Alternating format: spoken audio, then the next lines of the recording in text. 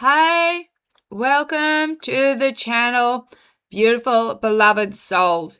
Now, because I'm not going to be here to do one tomorrow, I thought I would make a second video for you today. My name is Jemamberstone. I'm a psychic medium and I am an author. On this channel, you'll find I mainly do commentaries. Every now and then I will do a PowerPoint, depending on what I feel. And I've got a question for you, my audience. Would you like to see more PowerPoints, or are you happy with the commentary? Okay, if you are new, you'll find that I don't fit a particular niche. I look at anything and everything through a lens, hence the name of the channel. All right, before we get into it, today is, for me, Thursday the 11th of June 2026. So for today, which is Thursday, and Friday, to 2 days only, I'm offering these PDFs. I haven't to get them the right way. These PDFs for free, because as a psychic medium, I can both remote view and I can channel. So after Friday, I will then be charging like I charge. So there's my email address. If you send me an email, make sure it's no later than 5 p.m. tomorrow, the 12th of June.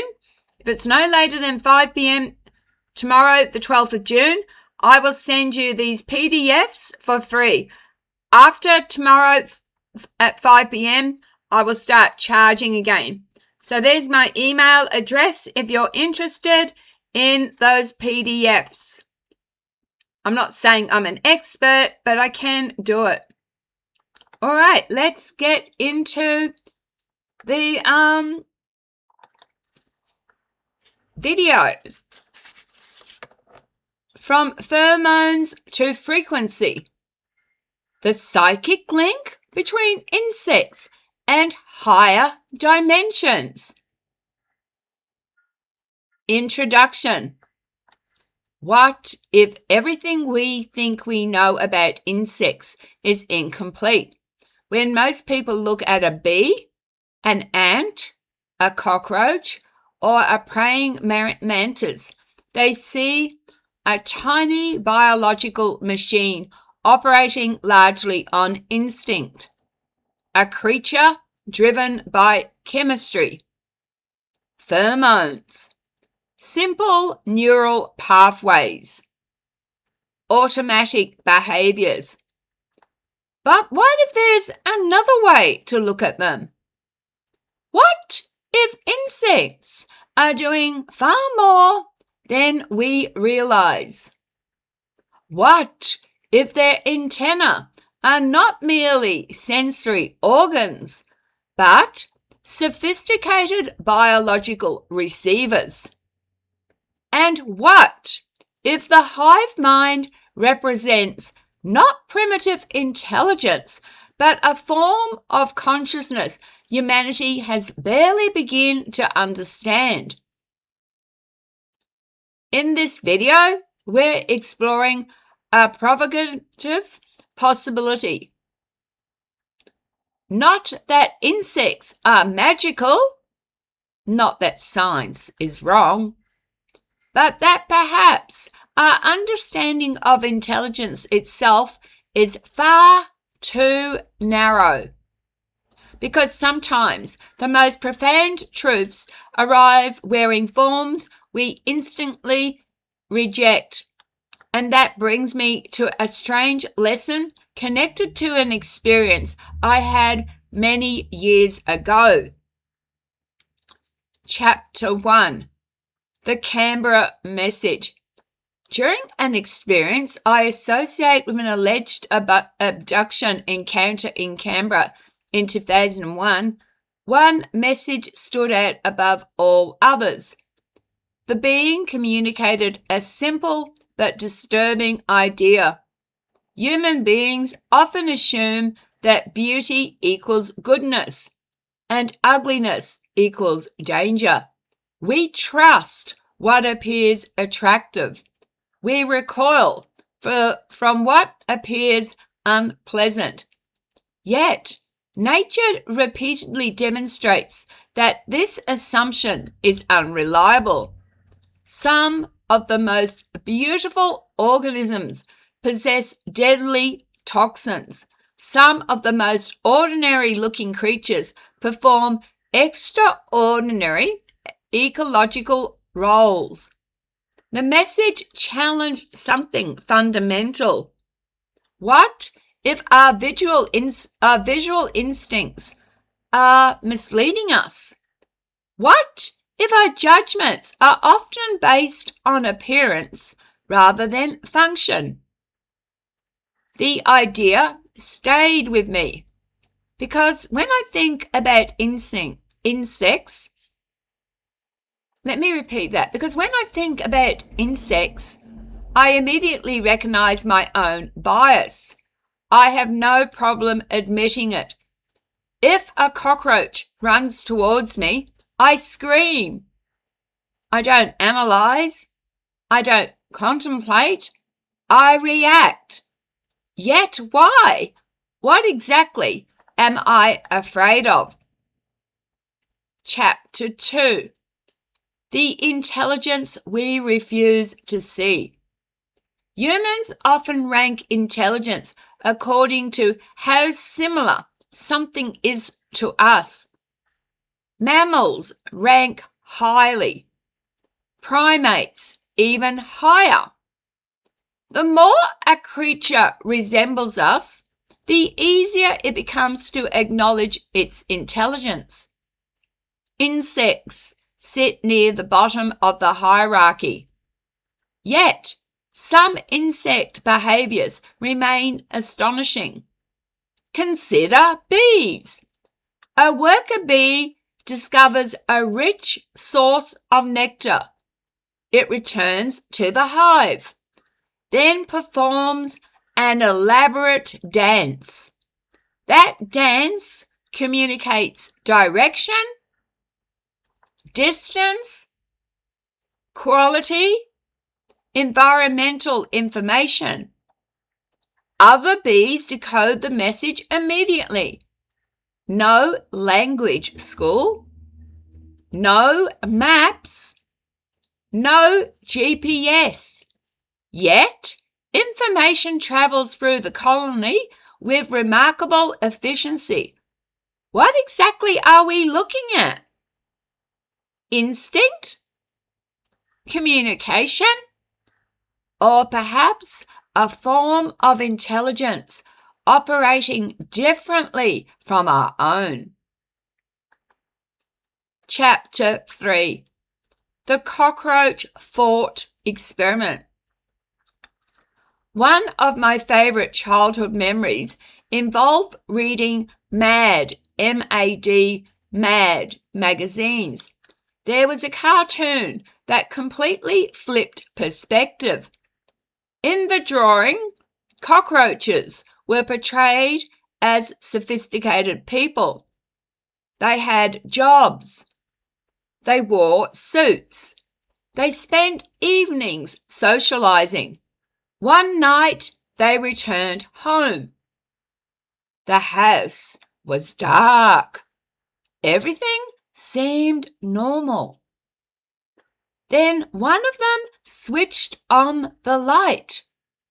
Suddenly, hundreds of tiny humans scattered in panic. The cockroaches stared in horror. The joke was brilliant because it reversed the relationship. For one moment, humans became the pests, the insignificant creatures, the unwanted infestation. As a child, I laughed. As an adult, I occasionally wonder whether the cartoon contained a deeper lesson. Perspective changes everything. Perhaps intelligence looks different depending on where you're standing. Chapter 4. The Antenna Question. Science explains insect antennae as sensory organs.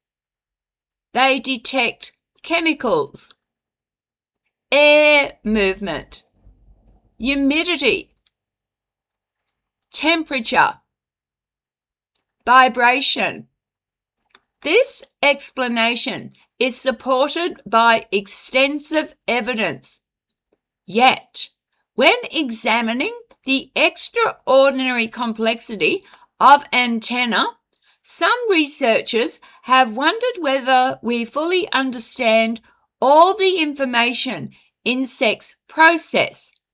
Antennae function almost like biological sensor arrays, tiny instruments constantly sampling the environment, collecting information humans cannot perceive.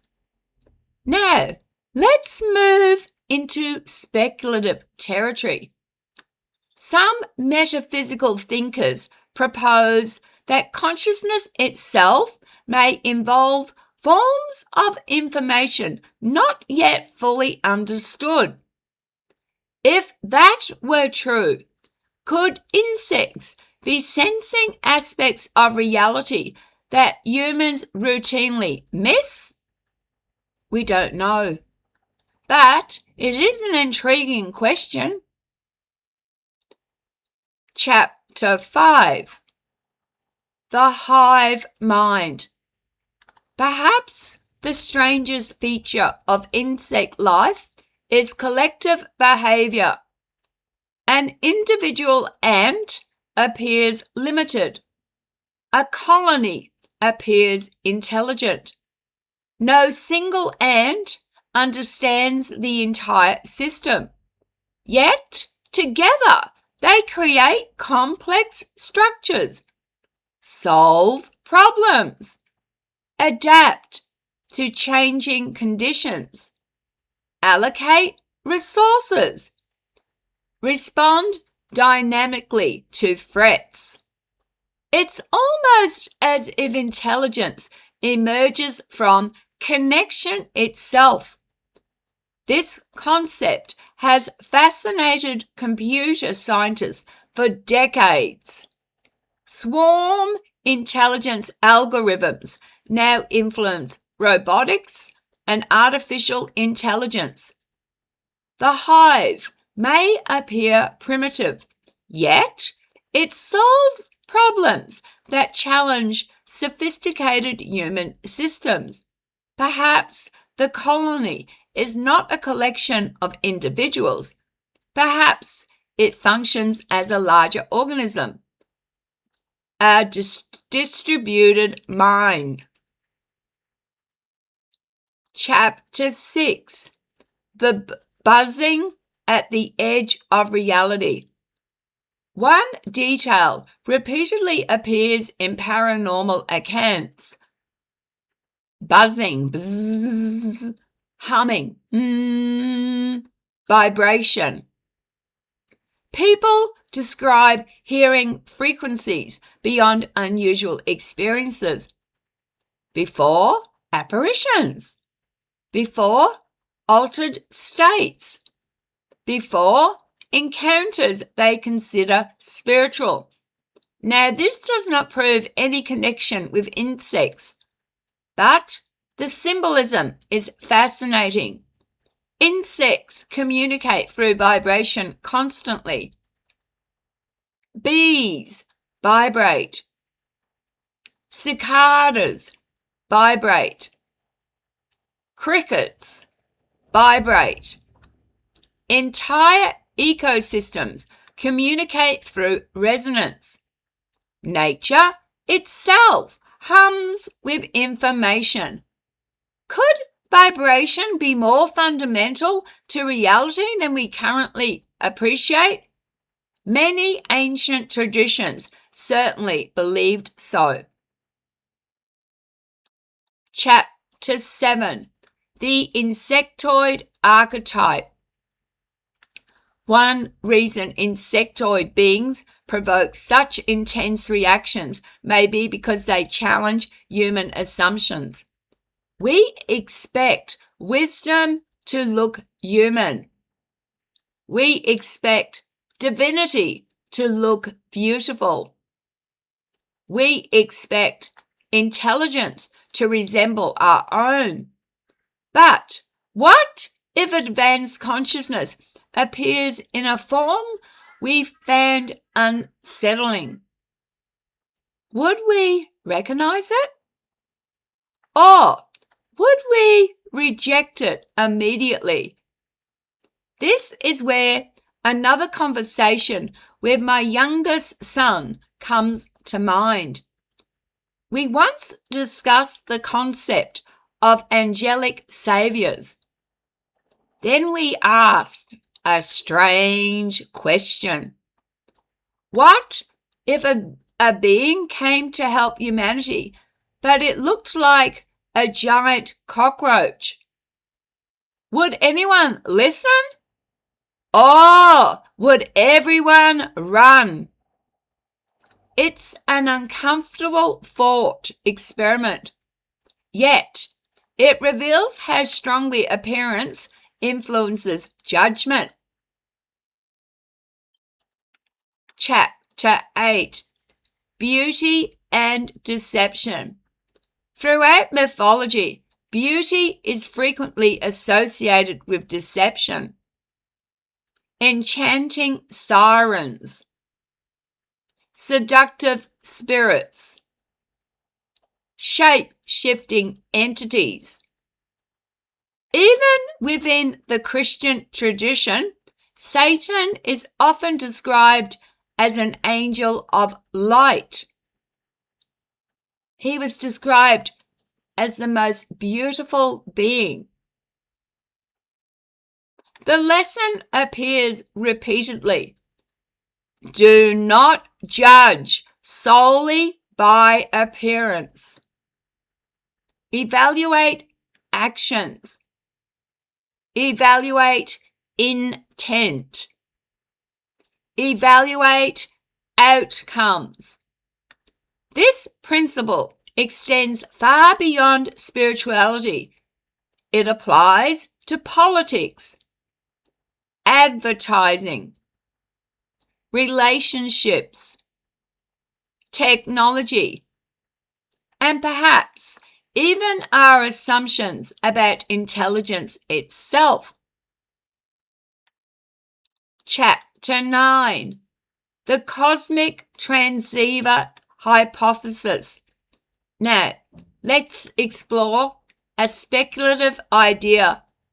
What if insects function as biological transceivers?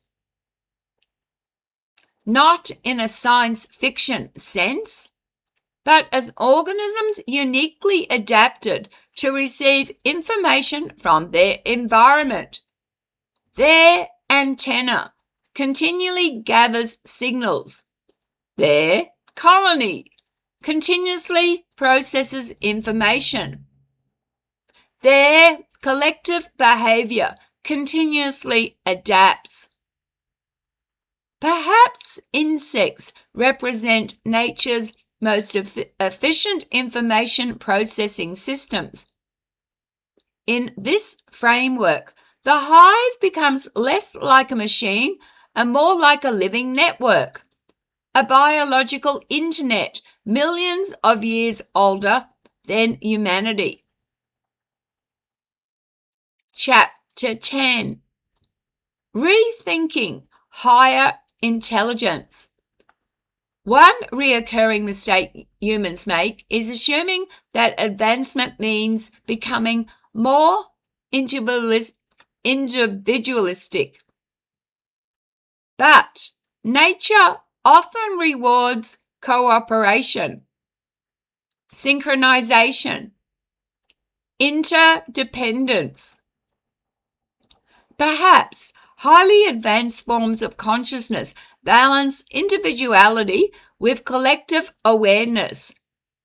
Perhaps the hive teaches something humanity has forgotten. not obedience, not conformity, but connection. The ability to function as part of something larger without losing oneself. Chapter 11. The Hidden Teachers. Across ancient cultures, insects frequently appear as symbols of transformation. Butterflies, bees, dragonflies, scarabs, praying mantises. These creatures repeatedly emerge as teachers within mythology.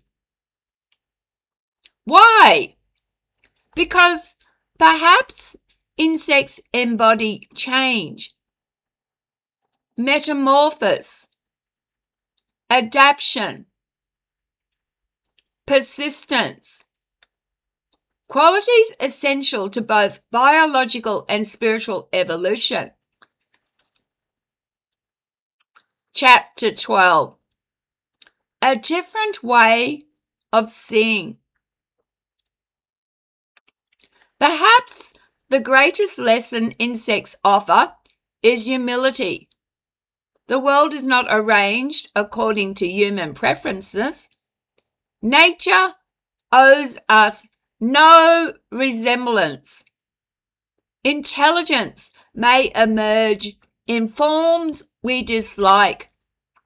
Beauty may conceal danger. The unattractive may conceal wisdom. The tiny may possess capacities we barely understand. And perhaps our greatest limitation is not what we fail to see, it is what we refuse to consider. Conclusion. The psychic link between insects and higher dimensions remains speculative. There is no scientific evidence proving insects communicate with other realms. Yet, the questions themselves remain fascinating. Why are hive systems so effective? Why do insects process information in ways that still surprise researchers? Why do insectoid archetypes appear so frequently in spiritual experiences and mythology? And why are humans so quick to dismiss intelligences simply because it wears an unfamiliar face? The being from my Canberra experience left me with a lesson that has still stayed with me for decades. Do not assume beauty equals goodness. Do not assume ugliness equals danger. Look deeper. Ask questions. Challenge assumptions. Because the universe may contain forms of intelligences that don't fit neatly into human expectations. And if that is true, then perhaps the buzzing at the edge of perception is not merely noise. Perhaps it is an invitation to expand the way we see the world. Not through fear, not through blind belief, but through curiosity. And sometimes curiosity is the first antenna we possess. Thank you very much again for watching. I will hold this up again just to let you know. I will get back to you if you do send me an email within 48 hours. This offer for free Cost you nothing. Both PDFs only last till tomorrow, the 12th of June at 5 p.m. and then I will be charging again. So, even if you don't want a PDF and you would like to drop me an email, you are welcome to do so. I will respond within 48 hours. So again, today and tomorrow only, so Thursday and Friday only, you are able to get PDFs, how to remote view, and how to channel for nothing. Won't cost you a cent. If you're going to drop a comment, please do so with respect.